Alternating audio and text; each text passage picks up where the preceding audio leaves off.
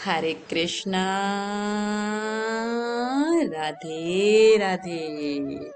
आप सभी का स्वागत है मेरे YouTube चैनल श्री राधा माधव रसामृत में। आज की वीडियो में हम श्रावण मास महात्म के अध्याय 4 का पाठ करेंगे।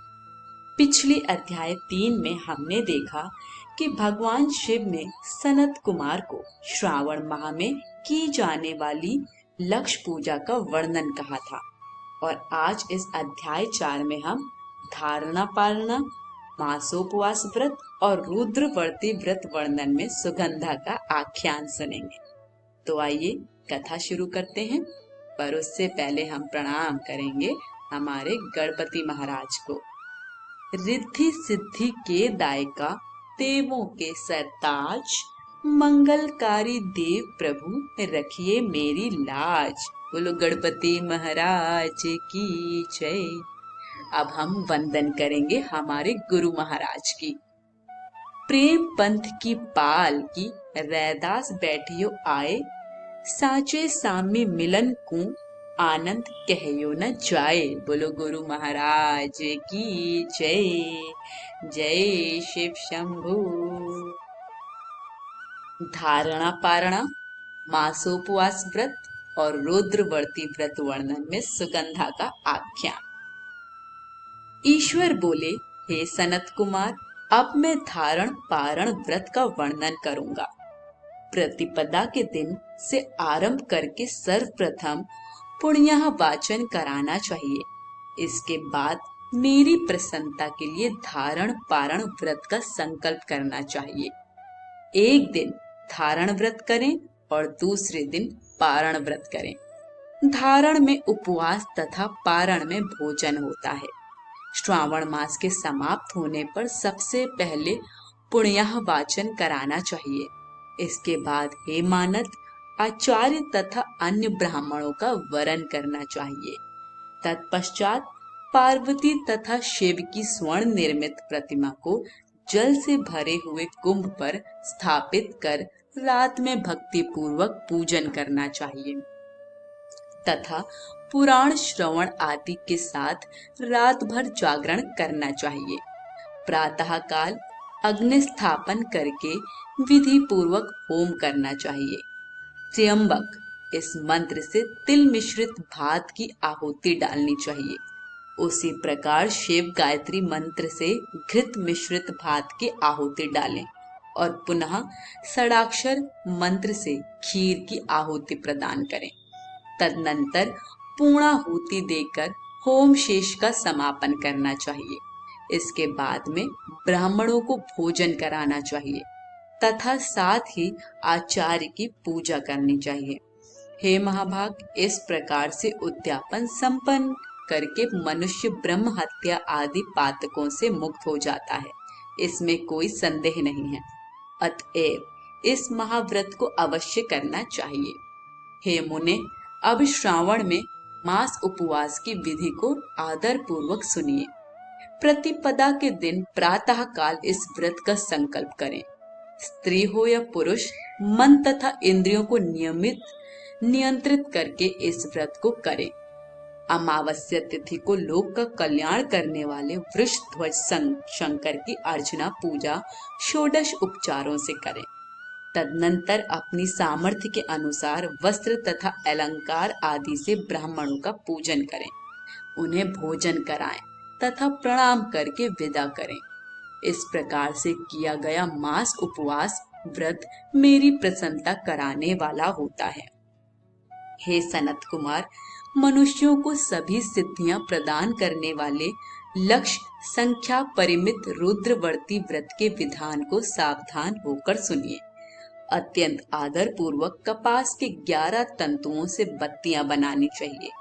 वे रुद्रवर्ती नाम वाली बत्तियां मुझे प्रसन्न करने वाली हैं।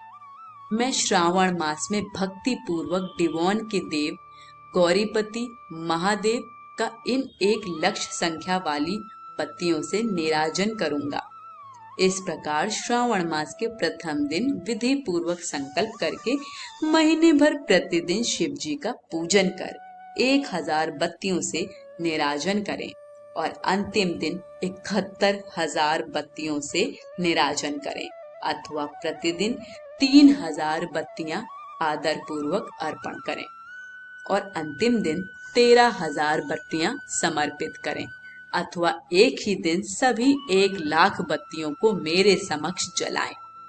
प्रचुर मात्रा में घृत में भिगोई जो स्निग्ध बत्तियां होती हैं वे मुझे प्रिय हैं। तत्पश्चात मुझ विश्वेश्वर का पूजन करके कथा श्रवण करें। सनत कुमार बोले, हे देवदेव, हे जगन्नाथ, हे जगदानंद कारक, कृपा करके आप मुझे इस व्रत का प्रभाव बताएं। हे प्रभु, इस व्रत को सर्वप्रथम किसने किया तथा इसके उद्यापन में क्या विधि होती है?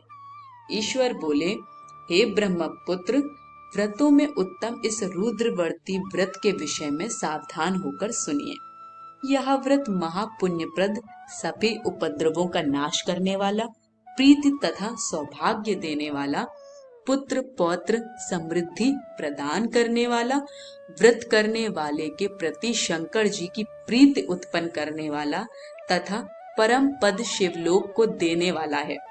तीनों लोकों में इस रुद्रवर्ती के समान कोई उत्तम व्रत नहीं है। इस संबंध में लोग यह प्राचीन दृष्टांत देते हैं। क्षिप्रा नदी के रम्य तट पर उज्जैनी नामक सुंदर नगरी थी। उस नगरी में सुगंधा नामक एक परम सुंदरी वीरांगना थी।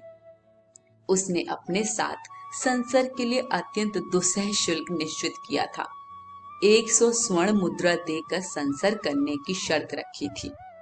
उस सुगंधा ने युवकों तथा ब्राह्मणों को भ्रष्ट कर दिया था। उसने राजाओं तथा राजकुमारों को नग्न करके उनके आभूषण आदि लेकर उनका बहुत तिरस्कार किया था। इस प्रकार उस सुगंधा ने बहुत लोगों को लूटा था। उसके शरीर की सुगंध से कोस भर का स्थान सुगंधित रहता था। वह पृथ्वी तल पर रूप, लावण्य और कांति की मानो निवास स्थली थी।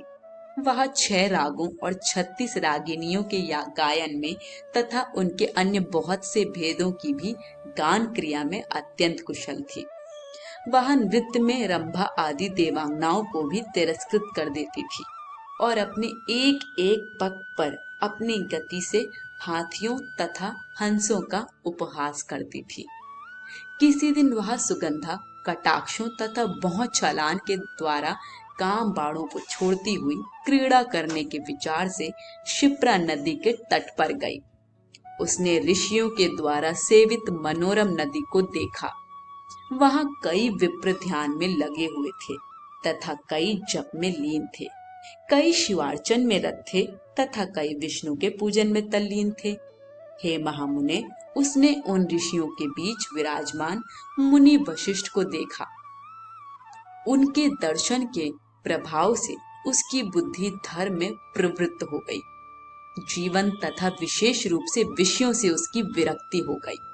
वह अपना सिर झुकाकर बार बार मुनि को प्रणाम करके अपने पांव की निवृत्ति के लिए मुनि श्रेष्ठ वशिष्ठ जी से कहने लगी। सुगंधा बोली, हे अनाथनाथ, हे विपेंद्र, हे सर्व विद्या विशारद, हे योगीश, मैंने बहुत से पाप किए हैं। अतः हे प्रभु, उन समस्त पापों के नाश के लिए मुझे उपाय बताइए। ईश्वर बोले, हे सनत कुमार, उस सुगंधा के इस प्रकार कहने पर वे दीन वत्सल मुनि वशिष्ठ अपनी ज्ञान दृष्टि से उसके कर्मों को जानकर आदर पूर्वक कहने लगे। वशिष्ठ बोले, तुम सावधान होकर सुनो। जिस पुण्य से तुम्हारे पाप का पूर्ण रूप से नाश हो जाएगा, वह सब मैं तुमसे अब कह रहा हूँ। हे भद्रे, तीनों लोकों में विख्यात वाराणसी में जाओ। वहां जाकर तीनों लोकों में दुर्लभ महान पुण्य देने वाले तथा शिव के लिए अत्यंत प्रीतिकर रुद्रवर्ती नामक व्रत को उस क्षेत्र में करो। हे भद्रे, इस व्रत को करके तुम परम गति प्राप्त करोगी। ईश्वर बोले, तब उसने अपना धन लेकर सेवक तथा मित्र सहित काशी में जाकर वशिष्ठ के द्वारा बताए गए विधान के अनुसार व्रत किया। इस प्रकार उस व्रत के प्रभाव से वह सशरीर उस शिवलिंग में विलीन हो गई। हे सनत कुमार, इस प्रकार जो स्त्री इस परम दुर्लभ व्रत को करती है, वह जिस जिस अभीष्ट पदार्थ की इच्छा करती है, उसे निसंदेह प्राप्त करती है।